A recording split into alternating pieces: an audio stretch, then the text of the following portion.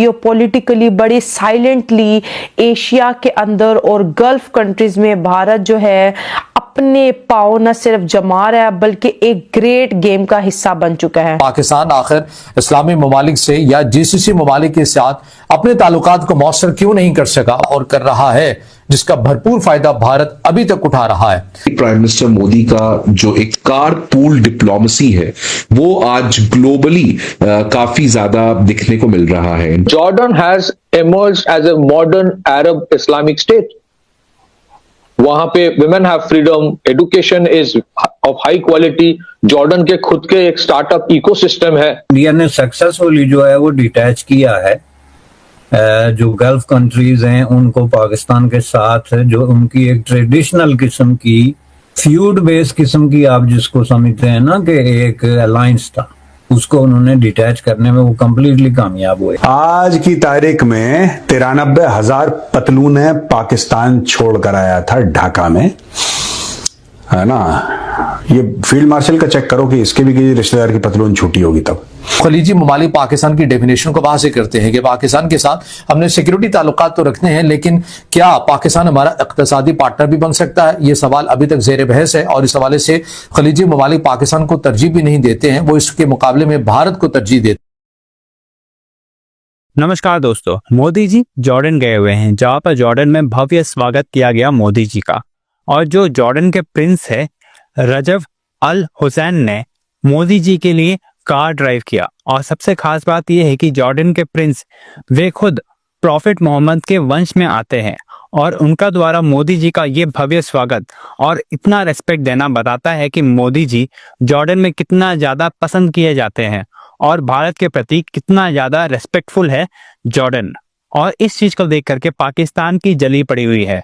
पाकिस्तान मोदी जी को इस्लाम दुश्मन और ना जाने क्या क्या कहता है, लेकिन अब वही इस्लाम के असली वंशज जिन्होंने पूरी दुनिया को इस्लाम दिया, वे खुद मोदी जी के आगे नतमस्तक है और मोदी जी के लिए खुद कार चला रहे हैं। ये दिखाता है भारत हर धर्म के लिए और हर देश के लोगों के लिए सबसे ज्यादा चहीता और सबसे ज्यादा रेस्पेक्टफुल है।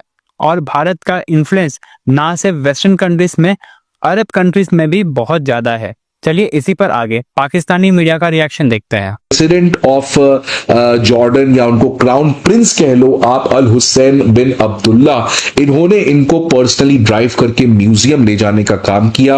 और ये काफी इंपॉर्टेंट चीज था because this year India and Jordan celebrate 75 years of the diplomatic relationship, और इसीलिए इंडिया और जॉर्डन में काफी ज्यादा पॉजिटिविटी देखने को मिला। जैसे मैंने पहले भी कहा कि ये जो कार पूल डिप्लोमेसी है वो वापस से जॉर्डन में देखने को मिला। क्या क्या आउटकम हुए, तो 5 मेजर आउटकम्स यहां पर निकल के आए हैं। सबसे पहला आउटकम हुआ है technical cooperation in the field of new and renewable energy, ये पहला कोऑपरेशन है। दूसरा कोऑपरेशन है water resource management and development के ऊपर, दोनों एक दूसरे से वाटर फिल्टरेशन और वाटर का जो आपका ट्रीटमेंट होता है उसमें कोऑपरेशन करेंगे। पेट्रा जो एक बहुत हिस्टोरिकल साइट है जॉर्डन में, और एलोरा केव्स महाराष्ट्र में जो एक बहुत हिस्टोरिकल साइट है, इन दोनों के बीच में एक ट्विनिंग एग्रीमेंट किया गया है जिसके अंदर हिस्टोरिकल कनेक्शन इन दोनों प्लेसेस के बीच में बनाया जाएगा। Renewal of the cultural exchange program for the year 2025-2029, और साथ ही साथ letter for intent on cooperation in the field of sharing successful digital solution. जो भारत का डिजिटल पब्लिक इंफ्रास्ट्रक्चर है वो भी अब भारत जो है वो जॉर्डन के साथ शेयर करेगा। पाकिस्तान आखिर इस्लामी ममालिक से या जीसीसी ममालिक के साथ अपने ताल्लुकात को मौसर क्यों नहीं कर सका? वो कौन सी गलती पाकिस्तान कर रहा था और कर रहा है जिसका भरपूर फायदा भारत अभी तक उठा रहा है?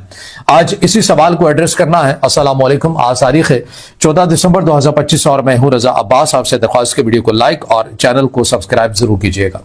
हमने जो कल वीडियो बनाई जिसमें आपको बताया कि भारत की तरफ से किस तरह से तवील अल मुद्दती पॉलिसी के तहत, एक कामयाब पॉलिसी के तहत उन्होंने खलीजी ममालिक के साथ जीसीसी कंट्रीज जिसके अंदर बहरीन आता है, कुवैत आता है, ओमान आता है, कतर आता है, सऊदी अरब और यूएई आता है, इनके साथ ना सिर्फ खरीदारी की हद तक ताल्लुक बनाया बल्कि एक पार्टनर की हैसियत भी इन ममालिक के साथ ताल्लुकात में इख्तियार कर रही। लेकिन पाकिस्तान आखिर क्यों वैसे ताल्लुकात नहीं बना सका? जैसा कि भारत जो है वो इन ममालिक के साथ बना सका है। देखिए, खलीजी ममालिक के साथ पाकिस्तान के बड़े तारीखी ताल्लुकात हैं, जज्बाती ताल्लुकात हैं, और सबसे भी बढ़कर ये है कि मजहबी ताल्लुकात हैं। पाकिस्तान को हमेशा से खलीजी ममालिक ने एक दिफाई तनाजुर में देखा है, सिक्योरिटी नुक्ता नज़र से देखा है, या फिर मजहबी हवाले से या मजहबी कुर्बत के हवाले से देखा है। और यही वो फ्रेमवर्क है जो खलीजी ममालिक पाकिस्तान की डेफिनेशन को वाज़ेह करते हैं कि पाकिस्तान के साथ हमने सिक्योरिटी ताल्लुकात तो रखने हैं, लेकिन क्या पाकिस्तान हमारा इक़्तिसादी पार्टनर भी बन सकता है? ये सवाल अभी तक ज़ेर बहस है, और इस हवाले से खलीजी ममालिक पाकिस्तान को तरजीह भी नहीं देते हैं, वो इसके मुकाबले में भारत को तरजीह देते हैं। लेकिन ऐसा है क्यों है? देखिए,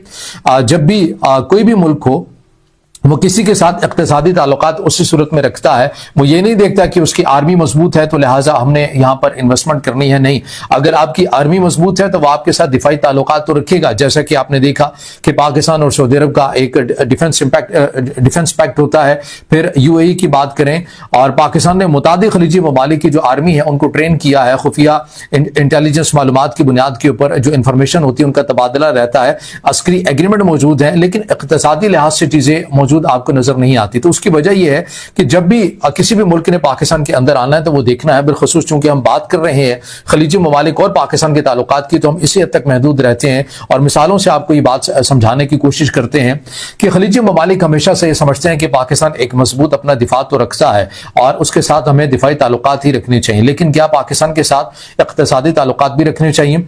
खलीजी ममालिक इस हवाले से ये कहते हैं, या उनकी राय हमसे मुतालिक ये है कि पाकिस्तान चूंकि इसकी जो मईशत है वो उस तरह की मुस्तहकम नहीं है, यहाँ पर सियासी लिहाज से अदम इस्तेहकाम रहता है, और यहाँ की जो लेबर हमारे मुल्क के अंदर आती है उसकी क्वांटिटी तो बहुत ज़्यादा है। यानी अगर एक नंबर्स भी मैं आपके सामने रखूँ तो 20 से 25 लाख का नंबर मिलता है जो इन ममालिक के अंदर पाकिस्तान की जो मैन पावर है वो काम करती हुई नजर आती है, लेकिन उसके अंदर क्वालिटी का एक फ़र्क जो है वो एक नुमाया नजर आता है। उसके मुकाबले में भारत को देखें, उनकी IT सेक्टर के अंदर देखें, उनकी यूनिवर्सिटीज़ कॉलेजेस के अंदर देखें, आपको बड़ी तादाद के अंदर जो इंडियंस हैं वो एक अच्छी पोजीशन में इन ममालिक के अंदर आपको मिलते हैं। आज की तारीख में 93,000 पतलूनें पाकिस्तान छोड़कर आया था ढाका में, है ना। ये फील्ड मार्शल का चेक करो कि इसके भी किसी रिश्तेदार की पतलून छूटी होगी, तब चेक कर लेते हैं। चेक कर लो, पक्का कोई मुनीर वनीर होगा तो पकड़ो उसको कि बेटा तेरी पैंट मिली है ढाका में। लेकिन सर, हाँ बोलो। अच्छा था कि उस टाइम सोशल मीडिया नहीं था, वो जो आपने प्रार्थना करवाई थी। हे प्रभु, हे प्रभु, हे जगन्नाथ, तो मान तो लेते हैं, क्योंकि पेपर में जिन्होंने मान लिया था ना, 16 को वो पेपर पब्लिश हुआ था ना जिसमें लिखा था कि 15 को पब्लिश हुआ था। हाँ। तो 14 की रात को बना होगा। 14, हाँ, 15 को उन्होंने ये पब्लिश करा था कि हम लड़ते रहेंगे कयामत तक टाइप का। अगले दिन कयामत अगले दिन कयामत। I like it. मैं तुम्हारे इमीडिएटली 5 नंबर बढ़ा रहा हूँ प्रोड्यूसर, इमीडिएटली। ये चेक काट के 5 नंबर का चेक दे दिया प्रोड्यूसर।